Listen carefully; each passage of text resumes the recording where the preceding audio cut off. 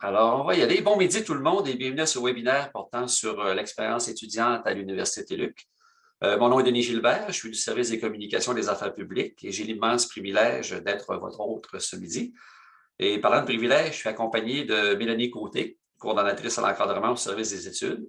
Mélanie aura le plaisir d'animer la période de questions un peu plus tard dans le courant de ce webinaire. Justement, en relation avec vos questions, vous avez accès à un module que l'on appelle Q&R au bas de votre écran. C'est à cet endroit qu'on vous invite à poser vos questions plutôt que par le biais de la plateforme de clavardage, s'il vous plaît. Ceci dit, entrons tout de suite dans le vif du sujet. Parlons de comment se vit l'expérience étudiante au sein de notre université. Avez-vous déjà souhaité connaître ce qui vous attend avant même de plonger tête première dans un projet d'études chez nous? Comment avez-vous réussi ou comment conciliez-vous vos études avec les nombreuses responsabilités et occupations qui composent votre vie? C'est l'occasion d'entendre trois de vos pairs vous raconter leur parcours et vous partager ce qui a contribué à leur succès jusqu'à maintenant dans leurs études à distance. Pour nous en parler, trois étudiants ayant chacun un parcours à vous raconter et à vous partager et qui vous expliqueront ce qui a contribué au succès dans leurs études à distance au moment où on se parle. Alors, pour nous en parler, trois étudiants, on commence par Daisy Bila, qui est étudiante au certificat en compétences entrepreneuriales et gestion des PME-PMO. Bonjour Daisy et bienvenue à ce webinaire. Bonjour Denis, bonjour tout le monde. Je suis contente d'être là avec vous. Également Roxane Gélina, étudiante au certificat en sciences de l'environnement. Allô Roxane? Bonjour tout le monde. Enfin, notre dernier invité, mais non le moindre, j'ai nommé Tommy Morin, qui est diplômé du baccalauréat par cumul en administration des affaires. Bonjour Tommy. Bonjour Denis, bonjour tout le monde, merci de l'invitation. Maintenant, avant d'entrer plus en profondeur sur le sujet d'aujourd'hui, j'ai une première question pour celles et ceux qui sont inscrits actuellement au présent webinaire. Alors, le temps que je vous l'affiche, la question se lit comme suit. Quels sont les principaux facteurs ayant motivé votre choix d'étudier à la TÉLUQ? Alors, vous pouvez lire vos choix de réponse. Alors, quand on partage les réponses, on réalise que, 44 des gens étudient à son rythme et à l'heure de son choix. Il y a 11 des gens qui disent se disposer d'une plus grande liberté pour s'organiser. Et il y a 44 qui ont opté pour la TÉLUQ pour ce qui a trait à la conciliation travail, études, famille. Quand même très intéressant comme portrait. Alors, on ferme cette fenêtre-ci. Alors, une première question pour nos invités. Je vais commencer par Daisy. Quels sont les principaux facteurs qui vous ont motivé là, à entreprendre un programme d'études à l'Université TÉLUQ? Alors, le premier facteur, je dirais, c'était vraiment un peu dans le même ordre d'idée que les réponses qui ont été données. C'était vraiment la possibilité de concilier études, famille, travail. Moi, avec la TÉLUQ, c'était un retour aux études après près de 10 ans. Ma dernière session à l'UQAM remontait à décembre 2010. Donc, j'ai commencé à la TÉLUQ en janvier 2020. Donc, c'était un retour quand même, le saut était quand même très grand. Donc, pour moi, la TÉLUQ, ça représentait vraiment tout ce que je recherchais, voilà, en termes de rythme, de possibilité de concilier le tout et de programme d'études que je cherchais. Et de votre côté, Roxane? Ben, c'est un peu la même chose. Moi aussi, c'est un retour aux études, mais pas aussi longtemps. Par contre, c'est dans un autre domaine. En fait, ça m'a motivée parce que j'ai un travail à temps complet. Je suis déjà installée quand même assez loin des universités, là. Il n'y en a pas près de chez moi. Donc, ça me permettait de pouvoir étudier à distance. Ça, j'aimais beaucoup l'option 100% à distance. Le fait que je puisse conserver mon emploi, organiser mes horaires, tout concilier justement, là, travail, études, famille, gérer mes heures. Ça, c'est toutes des choses qui m'ont vraiment motivée là, à retourner aux études, justement, puis à faire affaire avec la TÉLUQ. Enfin, pour vous, Tommy, ça s'est passé comment? Pour moi, c'est toutes ces réponses, la même chose que mes deux collègues de classe, ben pas de classe, mais bon, de TÉLUQ. Puis je dirais, de mon côté, je suis également travailleur à temps plein, je l'étais au moment de revenir aux études. Puis avec un travail qui est très structuré, puis des horaires qui sont très chargés. Donc, il y a des jours, des soirs où j'avais juste je n'avais pas la tête à étudier, là. Donc, je n'aurais pas voulu, par exemple, avoir des cours à des heures fixes. Je préférais de loin étudier quand j'avais la tête à ça, quand je sentais que j'avais vraiment là, les ressources pour, là, parce que des fois, je sentais que je ne les avais pas du tout, là, que mon cerveau était en compote. Donc, ça me donnait cette flexibilité-là de m'y mettre quand j'avais l'énergie pour. Roxane, j'ai une autre question pour vous. Vous qui avez déjà réussi 9 de vos 10 cours en relation avec votre certificat, pouvez-vous nous dire ce qui vous a permis d'avoir du succès jusqu'à maintenant? Oui, ben c'est sûr que moi, premièrement, là, l'organisation, ça a été mon point fort pour trouver un équilibre là, dans tout ça. J'ai trouvé important de me fixer des objectifs. Tu sais, dans les cours, habituellement, il y a tout le temps des modules avec des échéanciers qui sont proposés. Puis justement, le fait de me fier avec l'échéancier proposé dans chacun des cours, puis de me fixer moi-même des objectifs en disant, ben, il faudrait que j'aie fait tel module pour telle période. Tu sais, vraiment une organisation claire, ça m'a permis vraiment de continuer à garder un bon rythme, là, puis jamais décrocher, justement.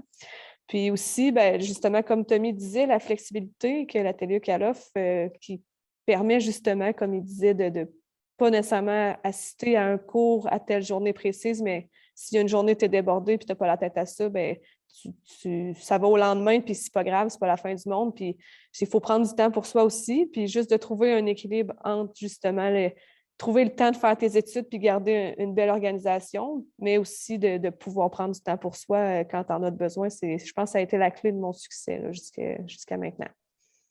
Bon, Alexandre parlait de temps. Daisy, comment faites-vous justement pour ce qui est de la gestion de votre temps? Puis comment vous avez fait pour bien planifier vos études jusqu'à maintenant? Alors, dans mon cas, c'est un sport un peu extrême parce que, comme j'ai dit tout à l'heure, en 2020, quand je me suis inscrite à la TELUC, je venais d'avoir un bébé, mon deuxième enfant. Et donc, ça fait que j'ai des enfants de bas âge, au fait, de 7 ans et de 2 ans. Donc, c'est un rythme assez soutenu et je travaille aussi à temps partiel. Ce qui aide beaucoup, au fait, c'est vraiment, comme les autres l'ont dit aussi, c'est d'y aller à son rythme. Moi, ce qui fonctionne bien pour moi, c'est les blocs de temps. Parce que j'ai beau vouloir dire que de 16 heures à 18 heures, je vais étudier, mais si c'est peut-être là que le petit pleure ou l'école appelle et tout. Donc, moi, ce qui fonctionne beaucoup, c'est les blocs de temps. De dire, par exemple, que le vendredi, de 12 heures à 16 heures, je sais que je vais me poser pour étudier. Si ça bouge de 20-30 minutes, je ne vais pas m'auto-flageller pour ça. Donc, moi, les blocs de temps et les jours fixes, ça fonctionne quand même bien. Ça me laisse de la souplesse quand même, tout en maintenant quand même une certaine routine. Bon, ça semble une recette gagnante. Merci. Tommy, concrètement, quelles sont les distinctions à faire entre l'Université TELUC et une université qui est plus traditionnelle, vu que vous avez connu les deux, là? Pour avoir fait les deux, je dirais que c'est vraiment la flexibilité au niveau d'organisation de sa tâche de cours. Un des éléments qu'on oublie des fois de mentionner, c'est le fait qu'on peut commencer un cours à n'importe quelle date. On n'a pas besoin d'attendre, par exemple, le début de la séance de la session d'automne. On peut commencer en plein milieu. On peut terminer aussi plus rapidement si on a eu plus de temps accordé à ces cours. On peut repousser la date de fin. Donc, il y a vraiment cette flexibilité-là qui est très, très intéressante. Un élément qu'on a peut-être un peu moins l'occasion d'approfondir, c'est les travaux d'équipe. Pour ceux et celles qui en ont fait l'expérience sur le terrain, bon, on va se le dire, il y a des avantages et des inconvénients à faire des travaux en équipe. Mais pour moi, je voulais l'avoir, cette expérience-là, parce qu'il y a quand même des compétences très pertinentes à aller chercher qui sont réutilisables sur le marché du travail. Donc, j'ai pris des cours à l'ESG, donc que je pouvais me faire créditer justement à la TELUC pour le vivre aussi. Là. Donc, voilà, je dirais que c'est les deux différences là, les plus pertinentes pour moi. Là. Dans la même veine, Tommy, quels sont les principaux conseils que vous pourriez donner à un étudiant là, qui suit une formation à distance chez nous à la TELUC? Écoutez-vous. Écoutez-vous quand justement vous sentez que vous avez besoin d'un break, que ce soit à l'intérieur d'une session ou encore même entre des cours. Là. À un moment donné, quand, par exemple, j'écoutais tantôt Daisy avec ses 2 enfants en bas âge, un travail à temps plein et des études, on s'entend des fois, là, ça peut devenir très intense. On ne veut pas non plus se pousser à bout, faire un burn-out ou s'écœurer, de sorte qu'on n'a juste pas le goût de continuer. Donc, si on sent qu'on a besoin d'un break, ben, de se l'accorder. C'est quoi? Je vais prendre comme un mois ou deux là, où est-ce que je n'en prends pas de cours, puis je vais m'y remettre quand je vais avoir le. Puis se donner un deadline aussi, là, parce que sinon, c'est facile après de se laisser aller. Et ça, ce serait un conseil que j'aurais le goût de vous donner. Puis si vous avez des amis étudiants qui vivent un peu la même réalité, des fois, de travailler en équipe, là, de vous dire, OK, de planifier des blocs, là, nos samedis après-midi, là, on va étudier dans un parc ensemble. Des fois, ça aide à garder la motivation. Donc, voilà. Daisy, en ce qui vous concerne, qu'est-ce qui est présent dans votre environnement d'études et qui favorise votre réussite? Alors, juste dire tout à l'heure, je ne suis pas autant superwoman que ça peut paraître. Là, je travaille à temps partiel. Hein, voilà, donc peut-être qu'il y en a qui disent, oh là là, là, donc voilà, je travaille à temps partiel. Dans mon environnement, ce qui favorise la réussite à l'école, déjà, j'habite dans une ville qui est très calme. J'habite à Shawinigan. Je vais faire un peu la promo voilà, de ma ville. C'est un endroit, c'est en région, c'est en Mauricie. C'est très, très calme. On gagne beaucoup de temps parce qu'il n'y a pas de trafic. Les distances sont très courtes. La qualité de vie, elle est vraiment excellente. Donc ça, j'avoue que côté stress, franchement, c'est zéro, il n'y en a pas. Il n'y a pas, pour avoir habité à Montréal et à Laval pendant des très longues années, ici, je n'ai pas tout ça. Donc, j'avoue que ça aide beaucoup. Ça aide énormément. Juste tout à l'heure, c'est Tommy pardon, qui en parlait, le fait de, voilà, parfois on peut se sentir et tout, mais la qualité de vie là où j'habite, c'est vraiment très bien. Et j'ai beaucoup le support aussi de mon conjoint qui m'aide. Tout à l'heure, là, c'est lui qui m'aidait avec la technique, les Zooms et tout. Donc, malgré qu'on a des jeunes enfants aussi, bah, il est très présent, très impliqué. Donc, moi, ça me permet d'avoir mes temps, justement, quand je dis, bah, je prends un temps pour étudier, je me prépare pour un examen. Donc, c'est vraiment ce support-là que j'ai au niveau de la famille aussi qui m'aide beaucoup. Ah, ben, excellente promotrice là, de la ville de Shawinigan. Tout le monde déménage là-bas prochainement. Il y a de la Roxane, place, il y a vraiment de la place. Roxane, quelles sont les habiletés et les réflexes à utiliser là, et à développer pour favoriser la réussite de vos cours à la TELUC? Ben moi, je pense qu'en fait, un peu comme je disais tantôt, c'est d'être organisé puis d'être discipliné surtout pour justement ne pas perdre le beat. Là, on ne se le cachera pas, des fois, c'est difficile, là, comme tu me disais, d'enchaîner un cours après l'autre avec tout ce qu'on a dans nos vies. Fait que je crois que d'être discipliné puis de trouver sa propre méthode pour s'organiser, ça, je pense que ça peut favoriser une réussite pour les étudiants. Sinon, ben, il y a aussi des ressources là, qui sont disponibles à la TELUC. Puis il y a les enseignants. Je vais vous en parler, allez-y. OK. Bien, en fait, il ne faut pas avoir peur je les nommerai plus tard un peu, mais il ne faut pas avoir peur de se servir des ressources qui sont disponibles en cas de besoin. Tu sais, c'est là pour ça, puis c'est là justement pour vous servir si vous sentez le besoin dans vos études, à un moment ou un autre, vous sentez quelque chose qui ne va pas, bien, ils sont là pour ça. Fait qu'il ne faut pas avoir peur de s'en servir. Puis pour compléter, bien, trouver un équilibre peut-être aussi, comme je disais, avec le travail, la famille, les études, la conciliation, tout ça. Puis je pense que tout ça, quand on trouve notre bon cheminement, en fait, bien, on peut avoir du succès dans nos cours. Quand on veut vraiment quelque chose, comme nous, c'était un retour aux études, c'est nous qui avons choisi ça, bien, on était motivés à le faire. Donc, quand on est motivé à quelque chose, bien, je crois que ça aussi, ça peut aider. Puis si je peux enchaîner, c'est ça par rapport aux ressources. Moi, personnellement, ça, oui. Dans mon cours en certificat en environnement, les ressources, bien, il y en a plusieurs qui sont disponibles à la TELUC, mais moi, ceux avec lesquels j'ai fait le plus affaire, c'est au niveau de la bibliothèque. Là, j'ai beaucoup de travaux de recherche.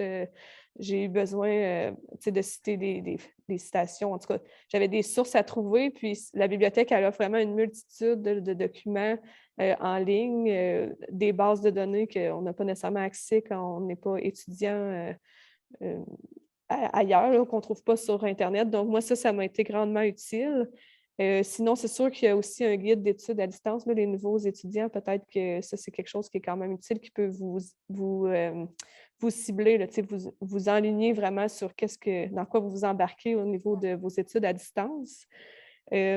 Sinon, ben, je sais qu'il y a d'autres ressources aussi là, par rapport, il y a des cafés parfois qui sont organisés en ligne justement pour motiver les étudiants, ou il y a des ressources d'aide financière, ou il y a vraiment beaucoup de services qui sont offerts par la TELUC puis qui peuvent, je pense, aider beaucoup de personnes aussi. Là. Tommy, j'aimerais ça qu'on parle ensemble d'un service qui est particulier à la TELUC. C'est celui qu'on appelle la reconnaissance des acquis. vous avez été un de ceux là, qui a pu bénéficier de ce genre de service-là. J'aimerais ça que vous puissiez nous en parler pour le bénéfice des gens qui sont avec nous aujourd'hui. Certainement, puis je vous encourage vraiment à le faire si vous êtes éligible, là. En somme, la reconnaissance d'acquis, c'est un programme qui vous permet de vous faire créditer des cours si vous êtes en mesure de démontrer que vous avez développé les connaissances et les compétences en milieu professionnel. Puis, c'est quand même très simple, honnêtement, à quoi ça consiste. Bien, c'est vraiment de faire le tour des cours. Je pense que c'est seulement les cours optionnels et complémentaires là, qui sont éligibles. Je me trompe peut-être, là, je ne mettrai pas ma main au feu. Mais bref, c'est de voir là, parmi les cours, est-ce qu'il y en a là-dedans qui regroupent des compétences et connaissances que j'utilise déjà. De mon côté, j'étais déjà en gestion. Puis, on peut faire reconnaître un équivalent à ma mémoire là, de 5 ans qui équivaut à 3 crédits, donc un cours de 3 crédits. Donc, moi, j'avais 10 ans d'expérience en gestion que j'ai pu justement faire reconnaître. Donc, j'ai 2 cours là, que j'ai pu skipper, là, si on veut, de cette façon-là. Puis, tout ce qu'il a fallu faire, c'est vraiment faire le tour des objectifs du cours et démontrer en quoi mes expériences professionnelles répondaient à ces attentes-là. Mon supérieur immédiat devait confirmer le tout avec une lettre. Donc, monter le dossier au complet m'a pris peut-être une journée et demie, mais ça m'a sauvé 2 cours. Donc, c'est vraiment génial, là. Puis, je pense qu'il y a beaucoup de gens qui ne savent pas que ça existe, là. Mais vraiment, je vous encourage à ouvrir les yeux puis à regarder si vous êtes éligible. Merci, Tommy. Merci aussi également à Roxane et Daisy. Pourquoi pas y aller une deuxième question destinée à notre auditoire de ce midi? Cette question-là, je vais vous l'ouvrir dans un instant. Alors, ça se lit comme suit, mythes et réalités. Les cours de l'ATLUC sont plus faciles et plus courts que sur campus universitaire traditionnel. Vrai ou faux? Eh bien, réponse unanime, faux.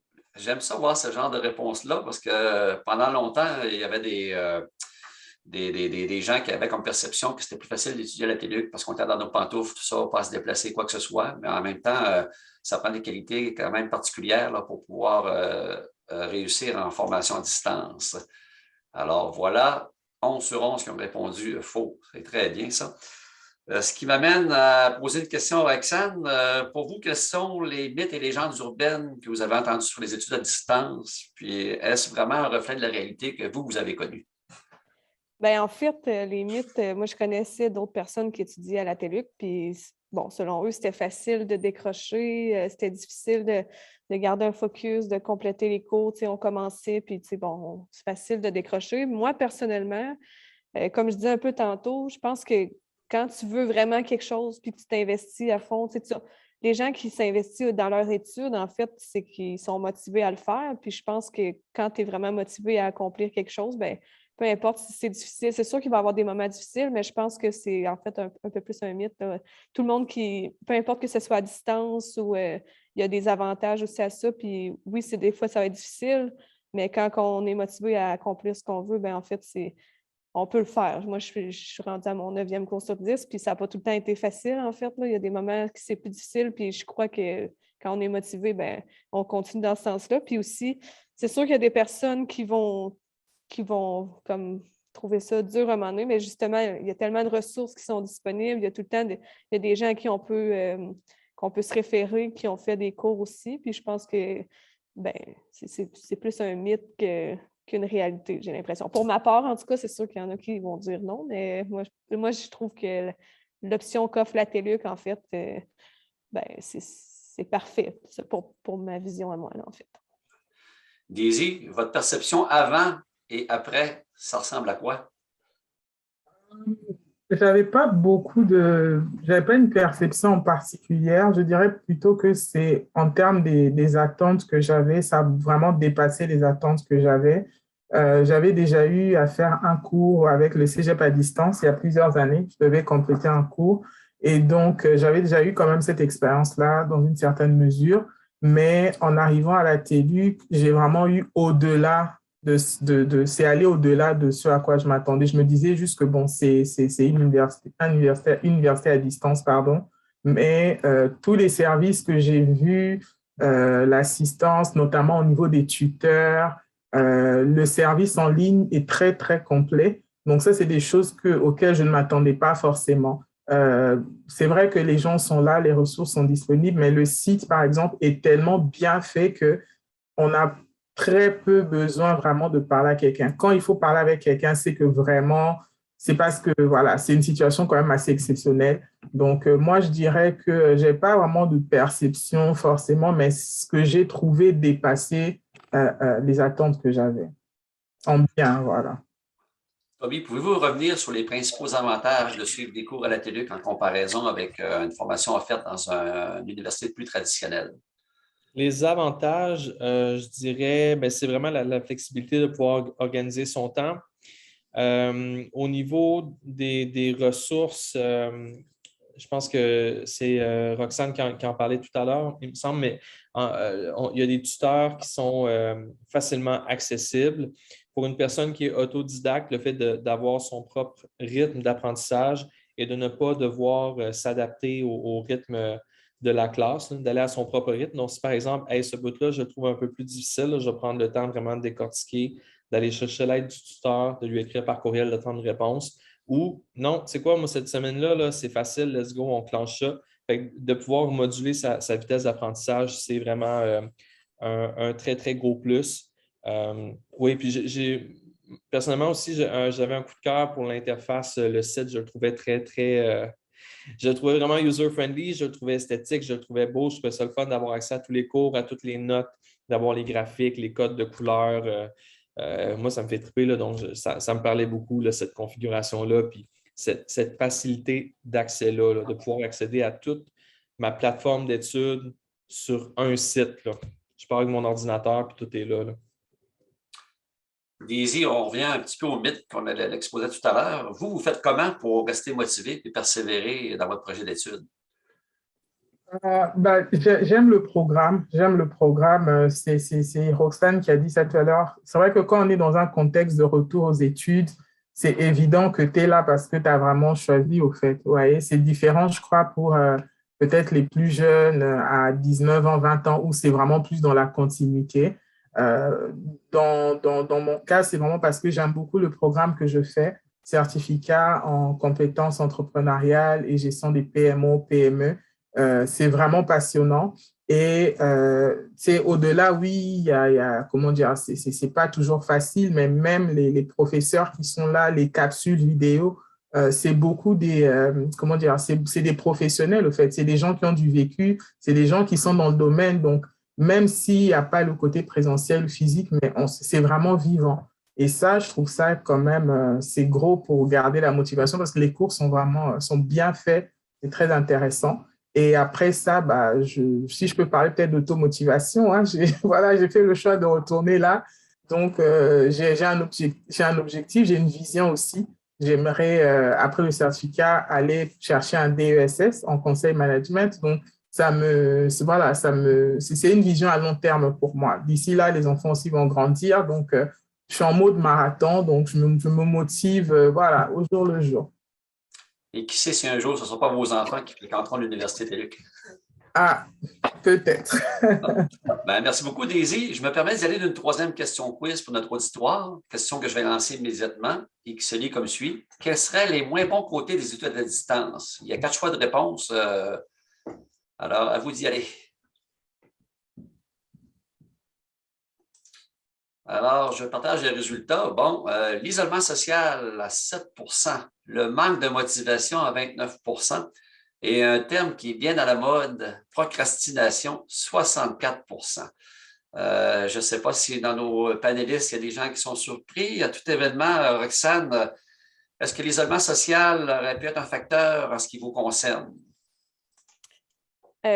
Moi, personnellement, non, parce qu'en fait, comme j'ai dit tantôt, là, je travaille à temps plein, je suis investie dans je fais plein de sports, j'ai ma vie sociale aussi. Donc, tu sais, le retour aux études, en fait, ça m'arrangeait que ce soit à distance parce que j'aurais pas eu le temps, justement, d'aller faire des cours à l'extérieur. Fait que moi, personnellement, c'est vraiment pas ça n'aurait pas été mon choix, mais je comprends que ceux qui, personnellement, avec la COVID, là, en ce moment, ben, c'est sûr que je pense que pas mal tout se donne à distance d'emblée. Fait que peut-être que le côté social, c'est un enjeu pour certains qui sont habitués là, d'étudier avec des pairs puis faire des travaux d'équipe, mais moi, personnellement, c'était pas un problème à ce niveau-là. Bon, si je reviens au fameux terme procrastination, j'ai une question pour Daisy. Est-ce que vous avez, vous, réussi à échapper à la procrastination ou c'est un incontournable avec toute cette liberté de planifier à sa guise, là, ses lectures et ses travaux? Alors, dans mon cas, je dirais il y a deux formes de procrastination, volontaire et involontaire. Au début, je disais que j'ai repris les études en 2020. Voilà, je me disais, je vais aller à 2 cours, le bébé, bientôt il ira à la garderie. Et en mars, la pandémie a commencé. Je me suis retrouvée avec un bébé, une fille de 5 ans qui commençait la maternelle. Tout était fermé, tout le monde enfermé à la maison. Avec 2 cours, c'était très, très, très intense. J'ai dû volontairement repousser un cours. Ça, c'est une option qui est possible avec la TELUC. On peut, moyennant des frais, c'est pas des frais qui sont forcément élevés, c'est en bas de, voilà, c'est en bas de $100, je crois. Et j'ai dû prendre cette décision-là de reporter la fin d'un cours. Donc, ça me permettait de me concentrer sur un seul cours. Et ce cours-là, il fallait que j'attende au niveau de la gestion, de l'organisation de la famille, que mon conjoint soit en vacances. Et j'ai dû faire ce cours-là peut-être en 3 semaines. Vous voyez? Donc ça a été un peu, je dirais, une procrastination volontaire parce que j'étais dans une situation vraiment très, très, très, très, très exceptionnelle. Je crois que la pandémie, c'est exceptionnel quand même ce qu'on a vécu. Et ça, c'est vraiment un avantage aussi, une flexibilité. Parfois, il y a des situations inhabituelles qui peuvent arriver. On peut être ici, il y a un membre de la famille qui décède dans un autre coin du monde, on est mal pris. Ça peut même être financièrement. Tu sais, il y a toujours des impondérables qui peuvent arriver. Fait que je trouve que cet outil-là, c'est vraiment excellent. Ça vient comme beaucoup nous aider aussi dans la planification. Et quand on reporte un cours comme ça, ce n'est pas quelque chose à faire tout le temps. Pour moi, c'est vraiment un outil en cas de besoin. Sinon, on ne finira jamais. Mais quand on l'utilise, immédiatement, ce que ça fait, c'est que tout notre calendrier se met à jour. La plateforme, elle est vraiment excellente, je trouve, comme Tommy disait. C'est que dès que tu reportes le cours, automatiquement, tes dates d'examen sont connues, tes dates de remise de travaux, tout se met comme un jour directement. Donc, automatiquement, ça te garde, ça te garde quand même dans la planification. Oui, la date de fin est repoussée, mais au moins, tu as une visibilité. Et encore là, même si la date, exemple, tu la repousses 2 mois après, ça ne t'empêche pas de terminer plus tôt. Vous voyez? Donc, moi, j'ai un peu eu cette expérience-là de procrastination involontaire, je dirais, mais qui a été bénéfique pour moi. Comme quoi, on n'est jamais à l'abri d'un imprévu ou d'imprévu au cours d'un parcours universitaire. Exactement. Roxane, Daisy l'a brièvement évoqué, là, elle a parlé un peu du portail, puis je voulais vérifier avec vous là, si le portail étudiant, votre personne de ressources à l'encadrement, puis ainsi que l'équipe programme, là, vous ont été utiles jusqu'à maintenant dans vos études. Oui, mais c'est sûr qu'au départ, là, quand j'ai décidé de m'inscrire à la TELUC, je ne savais pas trop comment ça fonctionnait, comment m'enligner dans le certificat. Fait, toutes mes questions ont été facilement répondues par les personnes du programme. C'était facile de m'enligner. On m'a expliqué comment ça fonctionnait, quel choix de cours, etc., les cours obligatoires, les cours optionnels, comment me diriger. Sinon, plus directement, c'est les enseignants avec qui on fait affaire à chacun des cours. Là. Moi, je trouve que les enseignants, comme mes confrères disaient, là, les plateformes sont bien faites, les échéanciers, c'est bien défini, puis les enseignants sont disponibles aussi quand on a des questions. Donc, ça, c'est sûr que chacun des enseignants associés à chacun des cours ont su apporter aussi un petit quelque chose au travers de mon parcours. Puis c'est facile de s'organiser avec la TELUC, justement. Les ressources sont là, autant les enseignants que les personnes de programme. Même comme Tommy disait, c'est facile, on peut se faire créditer des cours, c'est un peu la même chose. On peut aussi modifier les dates d'examen, on peut devancer, retarder. C'est très flexible, puis les personnes des programmes sont très... même le portail, c'est très bien fait quand on veut chercher l'information, puis on a déjà à qui s'adresser. C'est vraiment très bien organisé au niveau du portail. Tommy, vous avez vécu les deux situations, à savoir étudiant dans une université de campus, puis chez nous. Je voulais vérifier auprès de vous si ça vous a manqué de ne pas avoir de professeur avec vous dans une salle de classe. Si oui ou sinon, pourquoi? Non, pas du tout. Même, je suis très autodidacte de nature. J'aime apprendre par moi-même. Puis, lever la main quand j'ai besoin d'aide ou une question. Puis de mon côté, un peu comme ma collègue disait tout à l'heure, j'ai aussi un emploi où je suis toujours en contact avec des gens. Puis les journées mes journées sont comme des tornades, là. C'est réunion, réunion, puis j'adore ça. J'adore le contact avec les gens. Mais des fois, le soir, j'ai besoin comme de me calmer un peu, d'être un peu plus tranquille. Donc, moi, ça, c'était un plus, au contraire.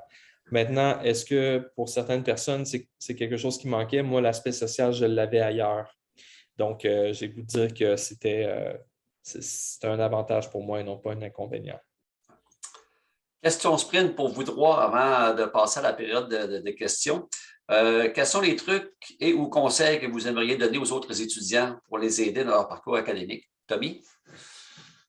Écoutez-vous, soyez à l'écoute des signes de votre corps quand il vous parle, quand vous êtes fatigué, c'est important. Quand vous sentez justement une écœurantite, c'est important de ralentir. Essayez de vous fixer des échéanciers. Faites appel aux ressources auxquelles vous avez accès, que ce soit vos amis, vos proches, pour aller chercher un peu de motivation quand vous en avez besoin, un peu de support, ou encore les ressources offertes par la TELUC. Par exemple, le forum qui est offert là, pour différents cours, où est-ce que vous pouvez parler à d'autres étudiants qui suivent les mêmes cours. Il y a également des groupes sur les réseaux sociaux des fois.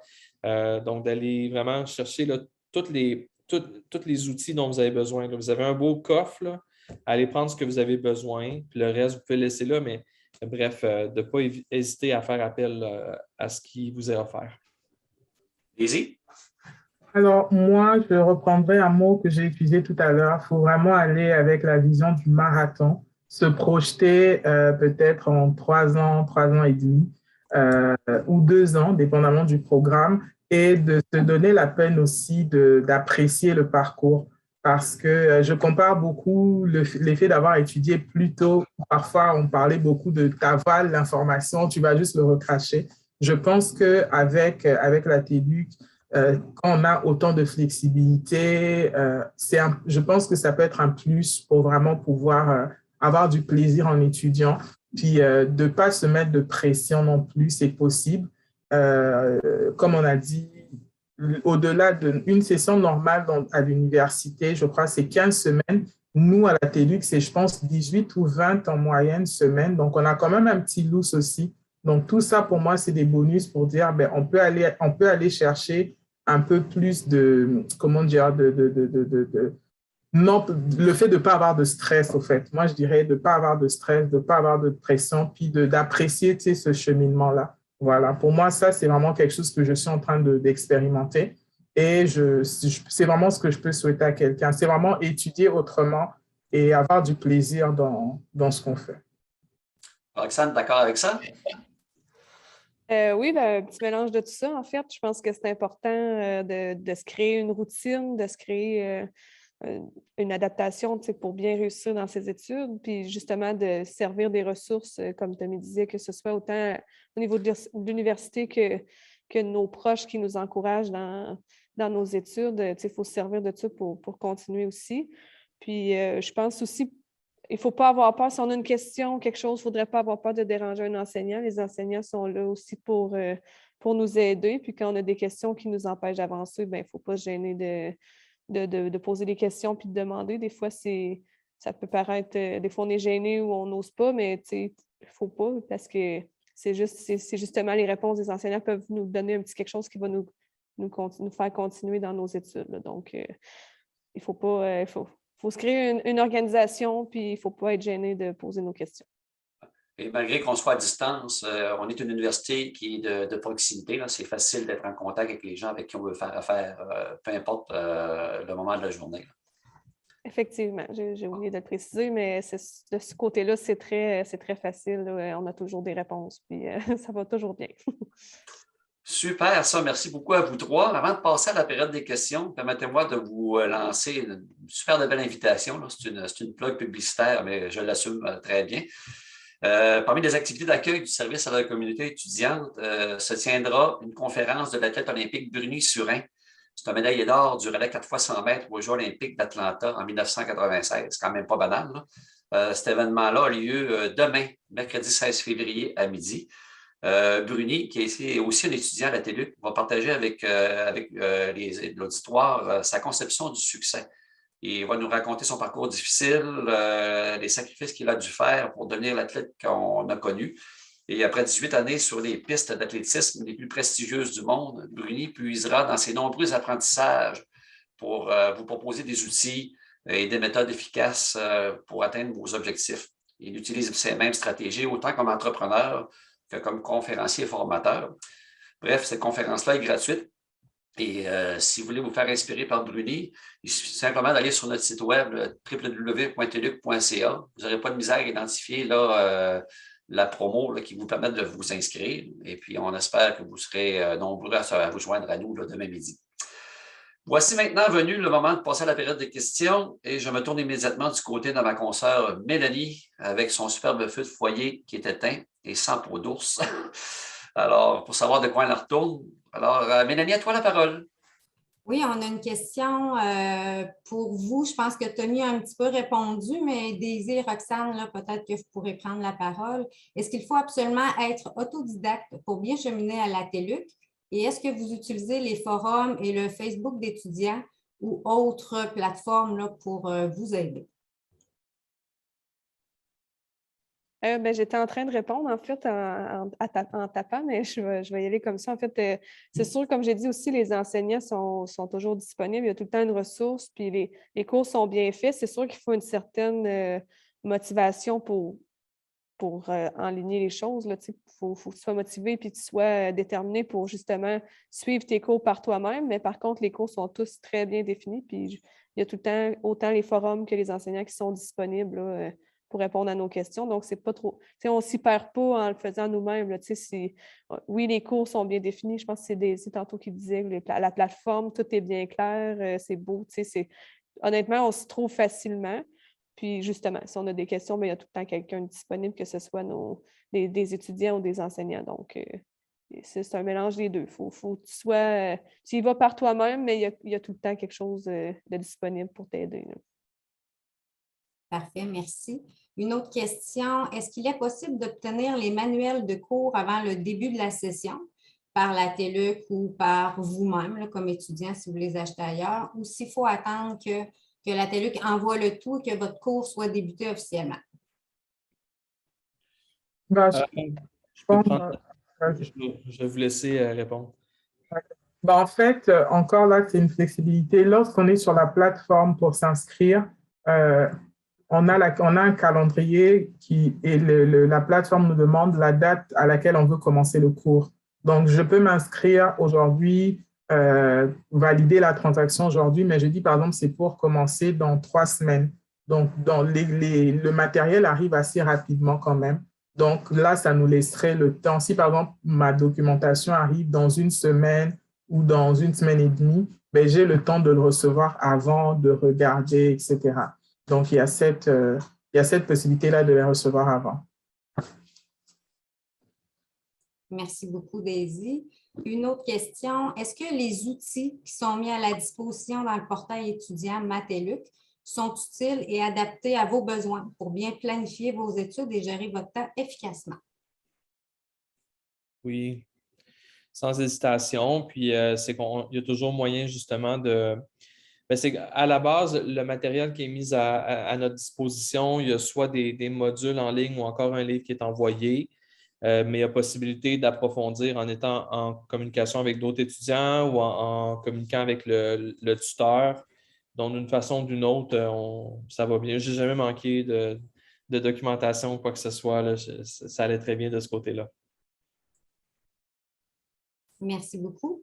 Une autre question, est-ce que lorsqu'on débute des études à la TELUC, est-ce qu'on doit s'inscrire absolument tous les trimestres ou c'est possible d'en sauter un, par exemple, l'été ou 2 d'affilée?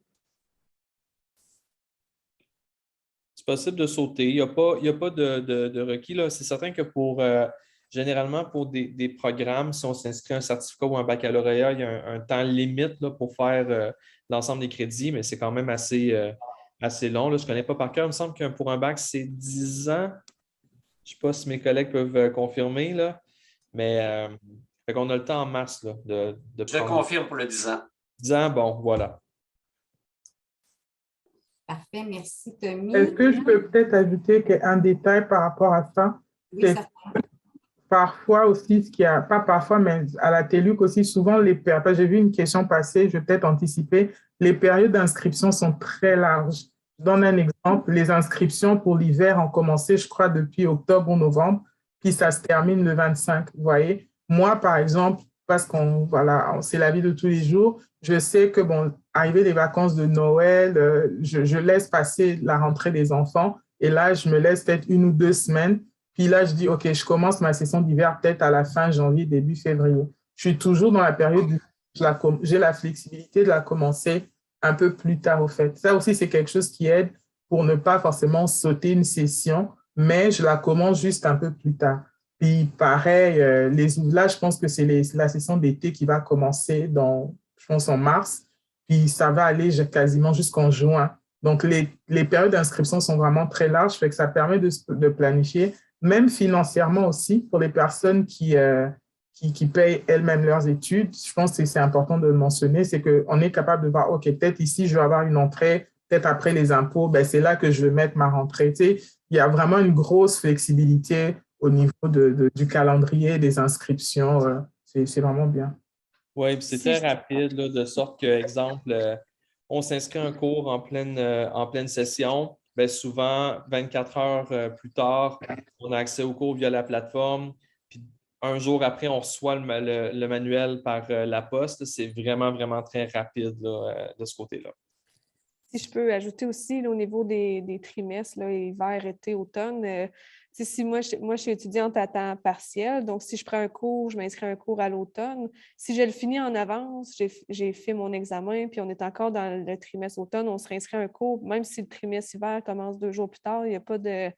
On peut être encore dans le trimestre automne, même si on débute notre nouveau cours qui dure comme 15 semaines. Il n'y a pas vraiment de. C'est pas tellement grave, en fait, au niveau des trimestres. Là. Quand on veut s'inscrire à un cours, on s'inscrit, puis on choisit notre date, puis peu importe on est quel trimestre, on peut prendre 1, 2 cours, peu importe. Là, à ce niveau-là, c'est assez flexible aussi. Là. Merci beaucoup. J'ai une autre question qui est rentrée. Est-ce reconnu par le ministère? J'imagine que ce que vous voulez dire, c'est le diplôme là, au même titre que les autres universités du Québec. Là. Donc, Très bonne question. Oui, ben, la réponse est oui là, au niveau du ministère de l'Éducation. Puis il y avait une autre question qui était similaire par rapport aux employeurs. Est-ce que les employeurs reconnaissent puis ma collègue Roxane a répondu effectivement, c'est reconnu. J'ajouterais peut-être que ça dépend des employeurs, dans le sens où les employeurs peuvent toujours décider d'avoir certains requis, puis on ne connaît pas les attentes de chacun des recruteurs. Cela dit, à mon expérience, moi, de mon côté, je travaille pour une des institutions financières là, les plus grosses institutions financières au Québec, puis j'ai eu aucun enjeu, jamais là, au moment de bouger dans l'organisation. Ça a toujours été reconnu.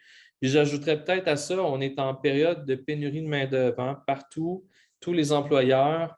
Donc, je pense qu'encore là, les employeurs élargissent là, généralement le bassin auquel ils s'exposent pour aller chercher des candidatures. Fait que je pense que les chances que des études par correspondance soient moins reconnues, ben, sont de moins en moins grandes parce que justement, les employeurs ont de la difficulté à recruter. Là, donc, je ne m'en ferai pas avec ça. Mais en même temps, est-ce qu'on peut confirmer que tous les employeurs systématiquement vont reconnaître les programmes à la même valeur? On peut pas, je ne pourrais pas confirmer. Là. une autre question. Merci beaucoup, Tommy. En général, combien de temps que vous consacrez d'études par semaine pour un cours, par exemple?